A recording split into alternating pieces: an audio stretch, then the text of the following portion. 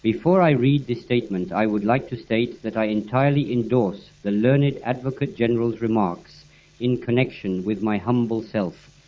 I think that he has made, because it is very true, and I have no desire whatsoever to conceal from this court the fact that to preach disaffection towards the existing system of government has become almost a passion with me. And the Advocate General is entirely in the right when he says that my preaching of disaffection did not commence with my connection with young India, but that it commenced much earlier. And in the statement that I am about to read, it will be my painful duty to admit before this court that it commenced much earlier than the period stated by the Advocate General. It is a painful duty with me, but I have to discharge that duty knowing the responsibility that rests upon my shoulders, and I wish to endorse all the blame that the learned Advocate General has thrown on my shoulders in connection with the Bombay occurrences, Madras occurrences, and the Chowri Chowra occurrences. Thinking over these things deeply and sleeping over them night after night, it is impossible for me to dissociate myself from the diabolical crimes of Chowri Chowra or the mad outrages of Bombay. He is quite right when he says that as a man of responsibility, a man having received a fair share of education, having had a fair share of experience of this world, I should have known the consequences of every one of my acts. I know them. I knew that I was playing with fire. I ran the risk, and if I was set free, I would still do the same. I have felt it this morning that I would have failed in my duty if I did not say what I said here just now. I wanted to avoid violence. Non-violence is the first article of my faith. It is also the last article of my creed. But I had to make my choice. I had either to submit to a system which I considered had done an irreparable harm to my country, or incur the risk of the mad fury of my people bursting forth when they understood the truth from my lips. I know that my people have sometimes gone mad. I am deeply sorry for it, and I am therefore here to submit not to a light penalty, but to the highest penalty. I do not ask for mercy. I do not plead any extenuating act. I am here, therefore, to invite and cheerfully submit to the highest penalty that can be inflicted upon me for what in law is a deliberate crime, and what appears to me to be the highest duty of a citizen. The only course open to you, the judge, is, as I am going to say in my statement, either to resign your post or inflict on me the severest penalty if you believe that the system and law you are assisting to administer are good for the people. I do not accept that kind of conversion. But by the time I have finished with my statement, you will have a glimpse of what is raging within my breast to run this maddest risk which a sane man can run. I owe it perhaps to the Indian public and to the public in England, to placate which this prosecution is mainly taken up, that I should explain why, from a staunch loyalist and cooperator, I have become an uncompromising disaffectionist and non-cooperator. To the court, too, I should say why I plead guilty to the charge of promoting disaffection towards the government established by law in India. My public life began in 1893 in South Africa in troubled weather. My first contact with British authority in that country was not of a happy character. I discovered that as a man and an Indian I had no rights. More correctly, I discovered that I had no rights as a man because I was an Indian. But I was not baffled. I thought that this treatment of Indians was an excrescence upon a system that was intrinsically and mainly good.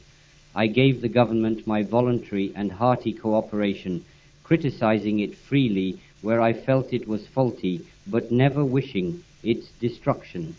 Consequently, when the existence of the empire was threatened in 1899 by the Boer challenge, I offered my services to it, raised a volunteer ambulance corps, and served at several actions that took place for the relief of Ladysmith. Similarly, in 1906, at the time of the Zulu revolt, I raised a stretcher-bearer party and served till the end of the rebellion. On both the occasions I received medals and was even mentioned in dispatches. For my work in South Africa, I was given by Lord Hardinge a Kaiser-i-Hind gold medal. When the war broke out in 1914 between England and Germany, I raised a volunteer ambulance cars in London, consisting of the then resident Indians in London, chiefly students. Its work was acknowledged by the authorities to be valuable. Lastly, in India, when a special appeal was made at the War Conference in Delhi in 1918 by Lord Chelmsford for recruits, I struggled at the cost of my health to raise a corps in Kedah, and the response was being made when the hostilities ceased and orders were received that no more recruits were wanted. In all these efforts at service, I was actuated by the belief that it was possible by such services to gain a status of full equality in the empire for my countrymen. The first shock came in the shape of the Rowlatt Act, a law designed to rob the people of all real freedom. I felt called upon to lead an intensive agitation against it. Then followed the Punjab horrors, beginning with the massacre at Jallianwala Bagh and culminating in crawling orders, public flogging, and other indescribable humiliations. I discovered, too, that the plighted word of the Prime Minister to the Mussulmans of India regarding the integrity of Turkey and the holy places of Islam was not likely to be fulfilled. But in spite of the forebodings and the grave warnings of friends at the Amritsar Congress in 1919, I fought for cooperation and working of the Montagu-Chelmsford reforms, hoping that the Prime Minister would redeem his promise to the Indian Mussulmans, that the Punjab wound would be healed, and that the reforms, inadequate and unsatisfactory though they were, marked a new era of hope in the life of India. But all that hope was shattered. The Khilafat promise was not to be redeemed. The Punjab crime was whitewashed, and most culprits went not only unpunished, but remained in service, and some continued to draw pensions from the Indian revenue, and in some cases were even rewarded. I saw too that not only did the reforms not mark a change of heart, but they were only a method of further reining India of her wealth and of prolonging her servitude. I came reluctantly to the conclusion that the British connection had made India more helpless than she ever was before, politically and economically. A disarmed India has no power of resistance against any aggressor if she wanted to engage in an armed conflict with him. So much is this the case that some of our best men consider that India must take generations before she can achieve dominion status. She has become so poor that she has little power of resisting famines. Before the British advent, India spun and wove in her millions of cottages just the supplement she needed for adding to her meager agricultural resources. This cottage industry, so vital for India's existence, has been ruined by incredibly heartless and inhuman processes as described by English witness. Little do town dwellers how the semi-starved masses of India are slowly sinking to lifelessness. Little do they know that their miserable comfort represents the brokerage they get for their work they do for the foreign exploiter, that the profits and the brokerage are sucked from the masses. Little do realize that the government established by law in British India is carried on for this exploitation of the masses. No sophistry, no jugglery in figures can explain away the evidence that the skeletons in many villages present to the naked eye. I have no doubt whatsoever that both England and the town dweller of India will have to answer, if there is a God above, for this crime against humanity, which is perhaps unequaled in history. The law itself in this country has been used to serve the foreign exploiter. My unbiased examination of the Punjab marital law cases has led me to believe that at least 95% of convictions were wholly bad. My experience of political cases in India leads me to the conclusion in 9 out of every 10, the condemned men were totally innocent. Their crime consisted in the love of their country. In 99 cases out of 100, justice has been denied to Indians as against Europeans in the courts of India. This is not an exaggerated picture. It is the experience of almost every Indian who has had anything to do with such cases. In my opinion, the administration of the law is thus prostituted, consciously or unconsciously, for the benefit of the exploiter. The greater misfortune is that the Englishmen and their Indian associates in the administration of the country do not know that they are engaged in the crime I have attempted to describe. They do not know a subtle but effective system of terrorism and an organized display of force on the one hand, and the deprivation of all powers of retaliation or self-defense on the other, as emasculated the people and induced in them the habit of simulation. This awful habit has added to the ignorance and the self-deception of the administrators. Section 124A, under which I am happily charged, is perhaps the prince among the political sections of the Indian Penal Code designed to suppress the liberty of the citizen. Affection cannot be manufactured or regulated by law.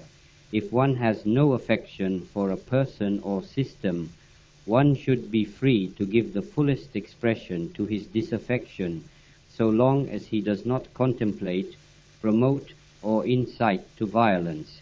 But the section under which mere promotion of disaffection is a crime. I have studied some of the cases tried under it. I know that some of the most loved of India's patriots have been convicted under it. I consider it a privilege, therefore, to be charged under that section. I have endeavored to give in their briefest outline the reasons for my disaffection. I have no personal ill will against any single administrator. Much less can I have any disaffection towards the king's person. But I hold it to be a virtue to be disaffected towards a government which in its totality has done more harm to India than any previous system. India is less manly under the British rule than she ever was before.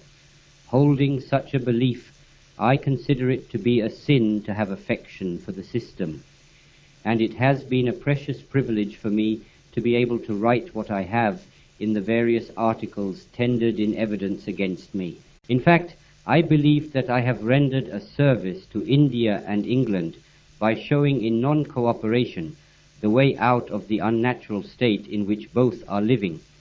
In my opinion, non-cooperation with evil is as much a duty as is cooperation with good. But in the past, non-cooperation has been deliberately expressed in violence to the evildoer. I am endeavoring to show to my countrymen that violent non-cooperation only multiplies evil, and that as evil can only be sustained by violence, withdrawal of support of evil requires complete abstention from violence. Non-violence implies voluntary submission to the penalty for non-cooperation with evil.